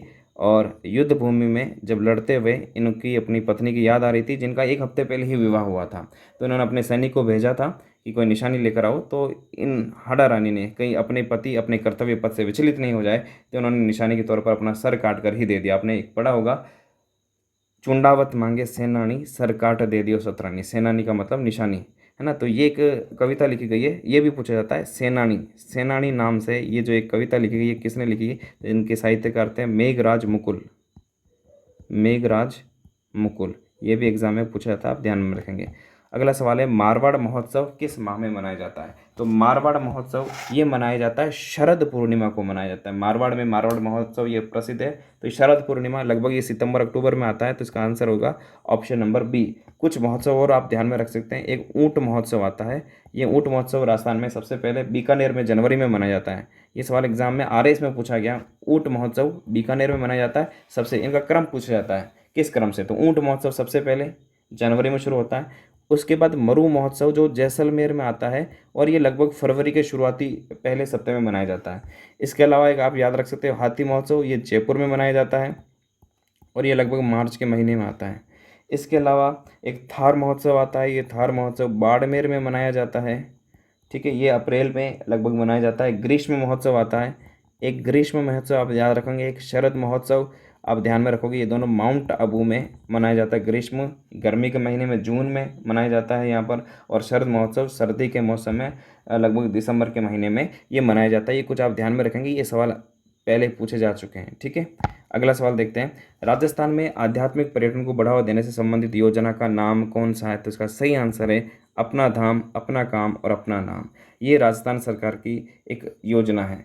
कुछ और यहाँ पर इम्पोर्टेंट सवाल। राजस्थान ऐसा पहला राज्य है जिसने पर्यटन को उद्योग का दर्जा दिया है। कब दिया था ये भी आपको पता होना चाहिए, 1989। किस समिति की सिफारिश पर? तो मोहम्मद यूनुस समिति की सिफारिश पर राजस्थान ने ऐसा किया। राजस्थान में पर्यटन से संबंधित एक पुरस्कार है जो भारत सरकार देती है, वो पाटा पुरस्कार के नाम से जाना जाता है। पाटा पुरस्कार, ये पर्यटन के क्षेत्र में दिया जाने वाला एक पुरस्कार है। ये आप कुछ ध्यान में रखेंगे। वर्ष भर में आयोजित होने वाले निम्न महोत्सवों पर विचार कीजिए। ब्रज महोत्सव, मेवाड़ महोत्सव, बूंदी महोत्सव, मारवाड़ महोत्सव। इनका सही क्रम अभी देखो, अभी मैंने बताया था पीछे, इसी तरह से ऐसे महोत्सव भी अलग अलग क्षेत्रवार मनाए जाते हैं, उनका क्रम देखो। ब्रज महोत्सव आता है सबसे पहले, ये आता है फरवरी में।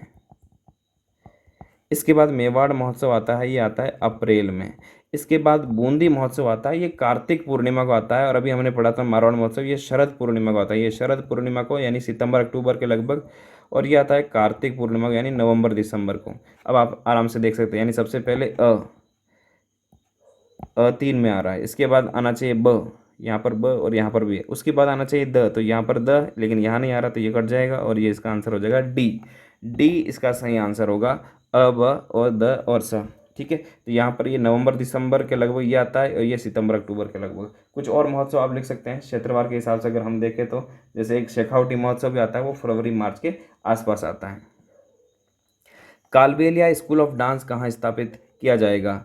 कालबेलिया स्कूल ऑफ डांस ये स्थापित किया जाएगा जयपुर में। कालबेलिया स्कूल जो है, कालबेलिया नृत्य को बहुत फेमस किया था। आज अंतर्राष्ट्रीय स्तर पर कालबेलिया नृत्य बहुत फेमस हो चुका है। इसको फेमस किया है गुलाबो सपेरा ने। ये कई बार एग्जाम में सवाल आ चुका है, गुलाबो सपेरा के बारे में पूछा जाता है। ये अजमेर का एक गांव है, कोटड़ा गांव, वहाँ से थी ये। और बड़े संघर्ष में इनका बचपन बीता था। इनके जो पिता घर वालों ने इनको बाहर निकाल दिया था। बाद में इतनी प्रसिद्ध हुई अंतर्राष्ट्रीय स्तर पर, इन्होंने न केवल खुद की पहचान भले, बल्कि कालबेलिया डांस को इन्होंने विश्व स्तर की प्रसिद्धि दिला दी है। ठीक है, कालबेलिया डांस के और जो प्रसिद्ध नृत्य हैं वो है बागड़िया नृत्य। बागड़िया नृत्य, ऐसे ही इडोणी नृत्य, शंकरिया नृत्य, पणिहारी नृत्य, ये सारे के सारे कालबेलिया डांस हैं, है ना। उनका जो लचकदार संचालन होता है ना, पीछे घूमकर पैसा उठाना, आंख से पैसा उठाना, इस तरह के बहुत सारे इनकी नृत्य होते हैं जो चक्र में घूमते हैं और इनके जो रंग बिरंगे कपड़े, ये बड़े प्रसिद्ध है इनका। संक्रिया नृत्य है, ये कुछ फेमस इनके नृत्य हैं। अगला सवाल, मत्स्य उत्सव कहाँ मनाया जाता है? आप जानते होंगे मत्स्य, ये जो क्षेत्र है अलवर भरतपुर, इनका जो पहला चरण में इनको मत्स्य संघ के नाम से मत्स्य संघ नाम दिया गया। पहले ये मत्स्य प्रदेश में आते थे प्राचीन, तो अलवर में मत्स्य उत्सव मनाया जाता है। अभी हमने बात की थी एक शेखावटी उत्सव की, शेखावटी क्षेत्र में शेखावटी महोत्सव मनाया जाता है और ये मनाया जाता है लगभग, शेखावटी महोत्सव फरवरी मार्च में, और ये मत्स्य उत्सव मनाया जाता है लगभग ये भी फरवरी के महीने में मनाया जाता है।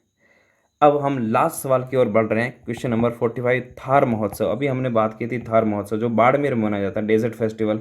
ये शुरुआत कब से हुआ, ये सवाल पूछा गया। तो थार महोत्सव बाड़मेर में मनाया जाता है और इसकी शुरुआत होती है 1992 में। इसका मतलब ऑप्शन नंबर सी इसका सही उत्तर है। तो यहाँ से आज हमारे 45 सवाल पूरे हो जाते हैं। ये जो हमारा शेड्यूल फर्स्ट था, ये शेड्यूल फर्स्ट का राजस्थान जीके का, जिसमें कुछ टॉपिक थे उससे जुड़े हुए सवाल थे।